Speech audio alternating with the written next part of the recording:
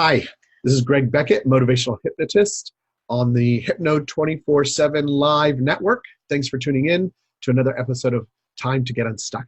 And I have a great returning guest, Antonia Darder. I'll introduce her in just a second.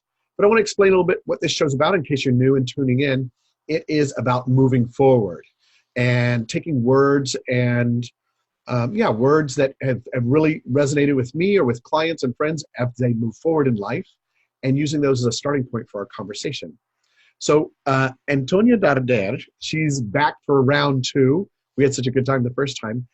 She's a scholar. She's the Leavey Endowed Chair of Ethics and Morals, Ethics and Moral Leadership. Let me get this right. Ethics and Moral Leadership at Loyola Marymount University. She's also an artist. She writes poetry. She paints.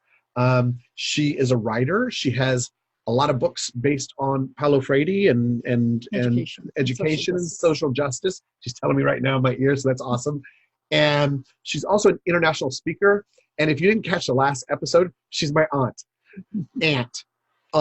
Tia, however you want to look at it. So welcome, thank you, Auntie Antonia, thank you, to the show. The subject, okay, not just the word, is personal responsibility. And what's really kind of funky about all of this is that she and I have these conversations a lot together. A lot. So imagine hanging out with the two of us just talking about personal responsibility. So that's what you're going to do right now. So personal responsibility. Right. What does that mean to you? Well, when I hear people talk about personal responsibility or even the notion of responsibility, I think that what always comes to mind is that often people use it as, who you can blame, who's responsible for this, who's responsible for that, as if it was related to something not good and that you had to kind of shirk if possible.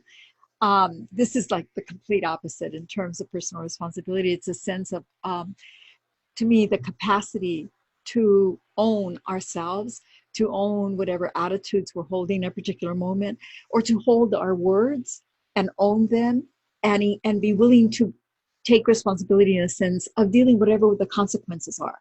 Understanding that I'm responsible for who I am, what I do, and what I say. And that means that when I put something out there, I have to understand that I don't live in a world of one. I live in a world where there's other people. And so my responsibility is to know that if there's consequences to what I do or say, that then there's going to be an engagement, that I'm going to be willing to engage and listen to somebody else.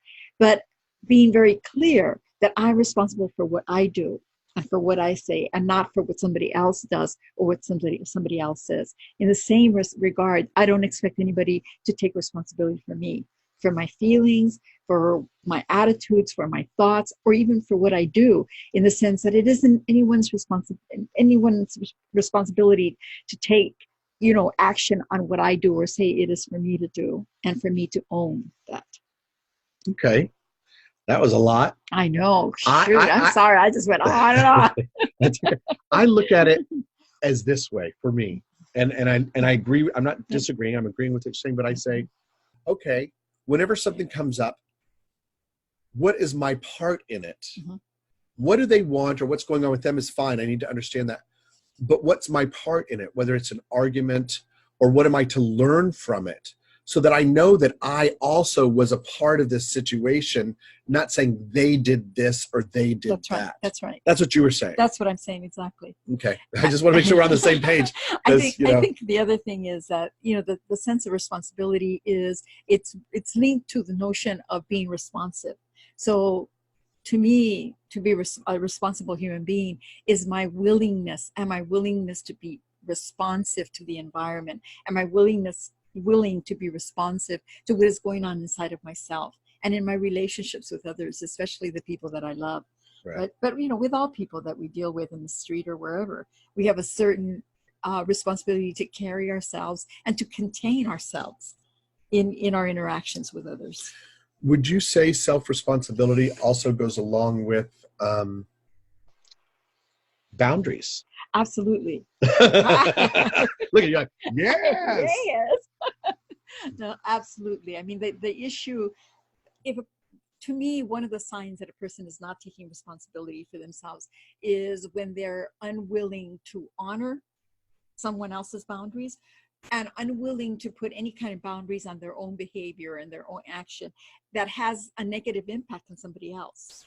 So it seems to me that the question of boundaries is so intricately linked to the question of responsibility. So I'm going to do a for instance, right? Let's say not you, but let's say I even make a choice to do something that I don't want to do. They're very good, very good for instance. Well, because that's what we all tend to do when Absolutely. we're caretakers or people wanting to help or afraid of saying no and putting up boundaries. That's right. And then it becomes a big cluster of problems internally because I chose not to say no. But then I have to remember I chose to say yes. So whatever comes out of it, that's my responsibility. That's right. And maybe learn from that decision to say no when I mean no and not yes when I mean no. Right. I really like the way that you put it in terms of this kind of this cluster of I can't remember now exactly what you said, but the sense of conflict, this little cluster of conflict that goes on inside of us when what we're doing is we're betraying ourselves. And so the issue of responsibility in many respects is, how do I remain true to myself? And how do I understand that the best person that I can be in the world is when I am in integrity with me, when I am true to myself? Always what's going to happen as a consequence of that integrity is that the relationships are more positive, that we're much clearer in our communication with others.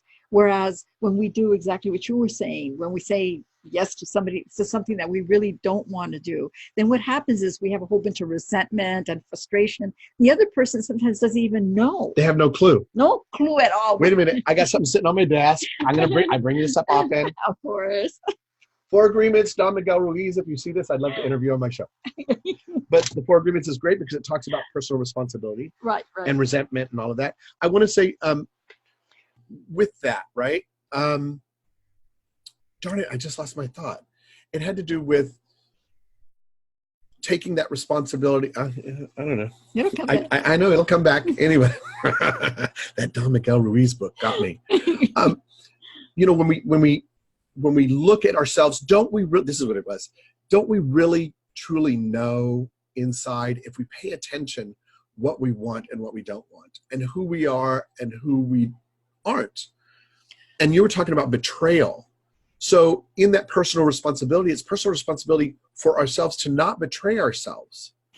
So that, like you were talking about, having those clear relationships with people. I have people that are friends of mine that they know that I will tell them how I feel, right? And so because I've been more clear in the last few years, they depend on me being clear, not being wishy-washy to what they've understood to be clear. Because if I'm being wishy-washy and they know that I'm usually clear, then they don't know that, and that's on me. Yeah. Right? It's on me. Right. I have to own that I wasn't clear, or I was wishy-washy, or I was whatever, and whatever comes out of it, whether it's miscommunication or something, I have to own that I was not. Yeah, I think that what you make me think of, though, is that one of the greatest problems in parenting, for example, is when parents take over responsibility for their children. And so the consequence is that the kids don't really learn to be responsible for themselves. And often they grow up to be adults who don't even realize that they don't realize, number one, how to take responsibility truly, but secondly, they often don't even realize that they are betraying themselves, because often when parents are over responsible, what they do is they stifle a child's ability to learn how to be responsible and to know what they really want, what they really prefer. And so often you have these children that grow up to be these adults that don't even have a sense that they themselves are sabotaging their own happiness, that they themselves are betraying themselves, because through the process as they were growing up, their capacity to be in touch with themselves was blunted by a kind of parenting that in many ways prevented them from becoming truly responsible Which human people beings. are doing the best they know how. It's Everyone not, is doing. This is not about a blame. this is, yeah, exactly. Just so we're clear, we're not Right. blaming anybody about their Right. parenting style or anything like that. Let me make this really personal, because I had to really come to understand this. I often, at times I would feel guilty as a single mom that I couldn't be at every single game that my kids did, because I was trying to work several jobs and trying to make a living and take care of them. And so at times what I didn't realize is that my guilt would get the best of me. And so I would try to overcompensate. So some of the ways, though, that I overcompensated was, in fact, taking over responsibility for my kids and trying to do things that they should have been doing for themselves. And with time, what I had to see was that I wasn't being helpful at all. That the best thing that I could do is accept the fact, no, I couldn't always be there for them. That's just the way it was. And forgive myself for that, knowing that I always loved them and did the best I could. But also my responsibility as a mother who was trying to carry all of this is also to understand that my children might have had feelings, and I would have been willing to listen to them, and we could talk it out. The most interesting thing is that when we have communication, when there's an opening for communication, so many issues can be totally just move through. We can get past them. And I think that often we don't link the notion of responsibility with the capacity to be a good communicator, to be honest, and to be forthcoming about what it is that we're really feeling. We're told to be polite. We're told to be polite, exactly. And sometimes being honest, some people in some culture raise upbringing and stuff, that's not polite because it might offend, but at the same time, then you keep replicating the same circle of issue and challenge. I want to talk about for a second, because I was thinking about this the other day, and I know we've probably talked about it before. When we talk about self-responsibility, I come from the school of we're all little souls and we choose to come here. You can believe that, you can not, whatever. That's sort of my thing, right? Yeah, that's your paradigm. Right. We choose parents, we choose situations, so to speak, and taking full responsibility in that, knowing, and there's a lot of trust too, right? That everything that's happened, good, bad, or indifferent, I'm not saying, I'm not, what's the word for it? I'm not giving people that did bad things a pass. You're not condoning. No, I'm not condoning. But let's say for myself, parents that loved me, maybe not understood me too well, was a lot of my viewpoint, that's okay. But at some point, if you like who you are, or if you're growing to like who you are, then for me, I had to say, you know what? I chose all of this. And if anything was any different, then I wouldn't be who I am possibly. And with that, everybody else too, whether it's parents, brothers, sisters, friends, neighbors, teachers, whatever, they're all doing the best they know how to. I understand that someone could read a piece of paper that says, by doing X will give you Y and Z. And they're like, okay, but they don't do it because they don't get it. Yeah. Like whatever the equation is, right. Doing a motor or coloring or painting or whatever, and everybody finds their own way. But it's until they're ready to see that part of them, right? That's true. Do they really understand what better might be? So it's not even good or bad. It's just doing the best they know how until they know something more. Right. Or registers. That's right. Well, I think, sometimes in some schools of thought, they think, about there's different levels. There's just different levels that we move towards as we become much more conscious. I mean, there are levels of consciousness, so that we move through them. Evolve as someone we know. Yeah. But the whole thing is that we continue to evolve, and at different moments in time, it's almost like we have the necessary learning, the necessary experience that allows us then to be able to see more clearly what is going on. Should I have another question here? Sure. I don't. I had something I was going to say, but I started listening to you, and I. No, say it, because I'm sort of stumped for a second. Go ahead and say it. No, I think that what I like the fact that you mentioned, that isn't condoning the bad things that happen to people. When we think about the issue of each person having their own journey, and that part of the work part of that journey, I think, is precisely the evolution of their own sense of self. Yes. And who their true, the sense of true self. And again, people have different paradigms of how they think about this, but I think I want to link it to responsibility. So there is a kind of responsibility that I would call is kind of like the everyday notion of responsibility, or ordinary notion of responsibility, such as laws and rules and all of that, and all these dictates about what it means to be accountable, that we get socialized with.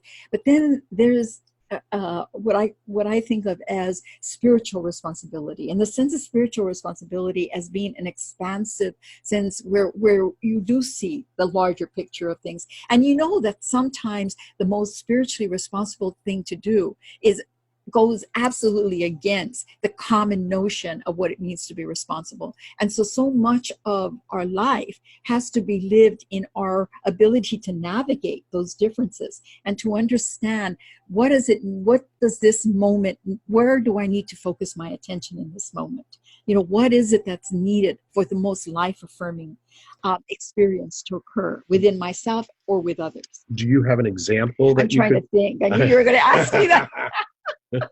Because, some of these people that are watching are hypnotists, and many of them are not, right. Or even in that self-care thing, or they're stuck. They want to get unstuck. And so what we're talking about is what's the best way, I guess. Okay, I think I would link into intuition. Okay. Right, to the notion of intuition. I think that what intuition is very much linked to the notion of the infinite intelligence and to that deeper and more expansive spiritual dimension that we all are a part of. So are you talking higher mind, collective consciousness, yes, all of that? All of whoever believes all of. Yeah, I mean, there's all these different names for the same thing. Or at least what I feel is the same thing. And so what I would say is that often the most people will say, well, this is what it means to be a good person.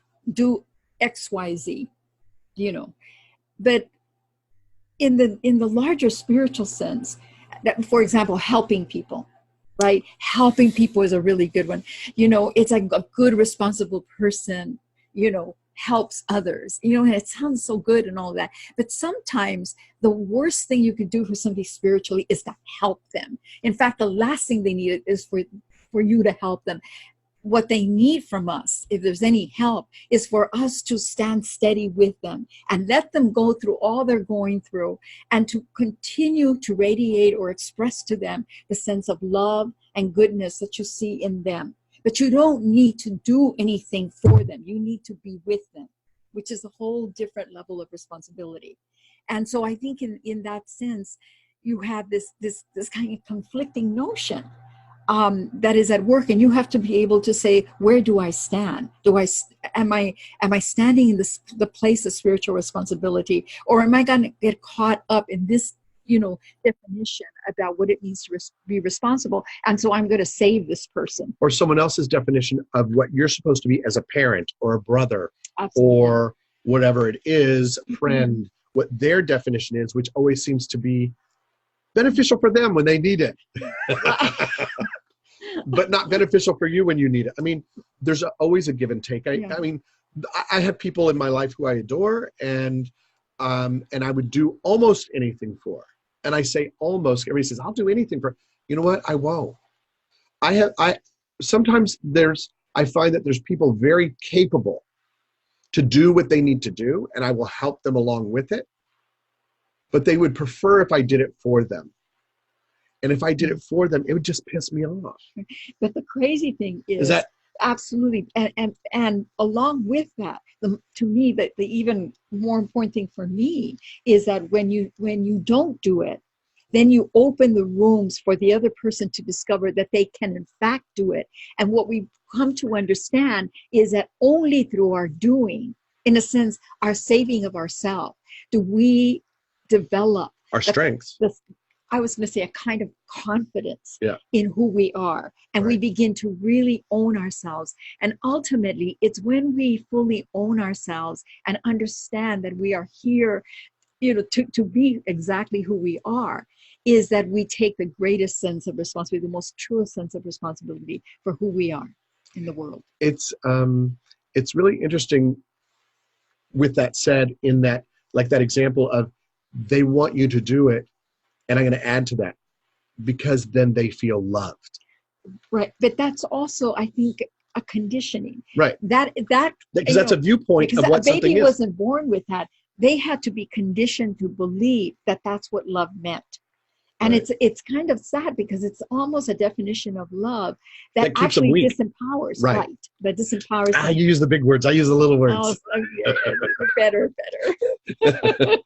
Same, just different words. Usually about now the alarm goes off. Yes. And that's why you might have seen me look a couple times, because I'm looking at a time on the computer because I forgot my alarm. Ding, ding, ding, ding, ding, ding, ding. So we have about a minute left.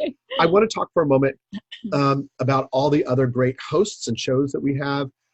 We have Dee Dee Berg, she's an emotional intelligence specialist. She's a hypnotist. She has a show called Brain Hacks 101, where she finds just these incredible ways to get your mind to do things that you want to do effectively and easily. So that's wonderful. We have Rick Paddock that talks about being a hypnotist as a side gig. There is Paul Ramsey, the fat hypnotist, who's taking you on his journey of losing weight.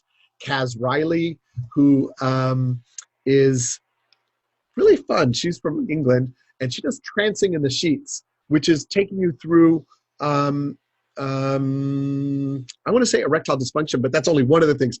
It's sexual issues that you'd maybe go to the doctor for, and they say there's nothing wrong with you physically, it's emotional or mental, and then you go to a hypnotist or someone else. So those are a few of the shows that we have going on, among others. And so when you get a chance, just stay on to Hypno 24/7 Live Network and see more people. And with that said, was there any last thing that you wanted to say, or did you just want to tell them where they can find you? And also, wait, I have a card here for us. It's sitting right on my desk because she's part of the, can I hold this up? Yeah. It's called, let me see if I can put, the Dali Institute. That might be backwards, sorry. The Dali Institute is information, and essentially it's a center for really looking at issues that are related to daring acts of love and inspiration.